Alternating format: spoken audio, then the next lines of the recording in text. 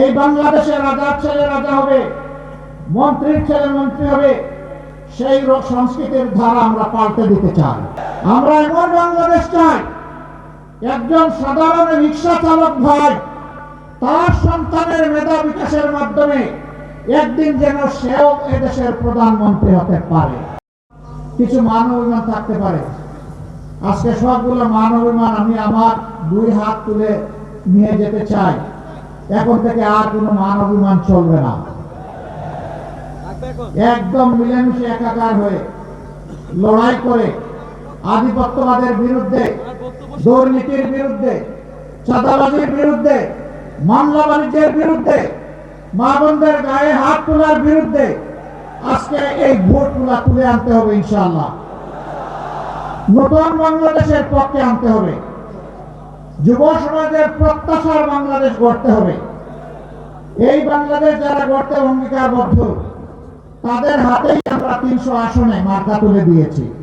সম্মানিত বন্ধুগণ, এই মার্কা হচ্ছে স্বাধীনতা রক্ষার মার্কা, বাংলাদেশের সার্বভৌমত্ব রক্ষার মার্কা, দেশকে সামনের দিকে এগিয়ে নিয়ে যাওয়ার মার্কা। এই মার্কার সাথে আপনারা সবাই আছেন? আপনারা থাকলে হয়ে যাবে?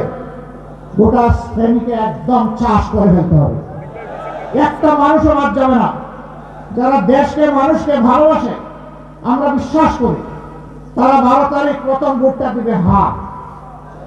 হা বিজয়ী হলে বাকি ভোটের মূল্যায়ন হবে, হা পরাজিত হলে বাকি ভোটেরও মূল্যায়ন হবে না। সুতরাং প্রথম ভোট কিসে হবে? হা মানে আজাদি, না মানে গুলামি।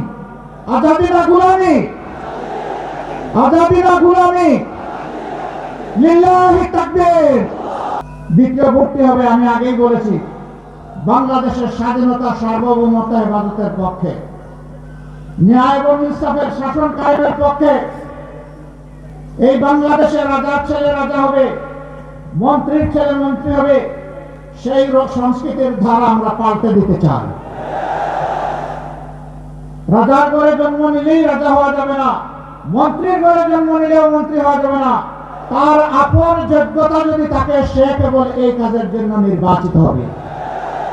আমরা এমন বাংলাদেশ চাই, একজন সাধারণ রিক্সা চালক ভাই তার সন্তানের মেধা বিকাশের মাধ্যমে একদিন যেন সেও এদেশের প্রধানমন্ত্রী হতে পারে।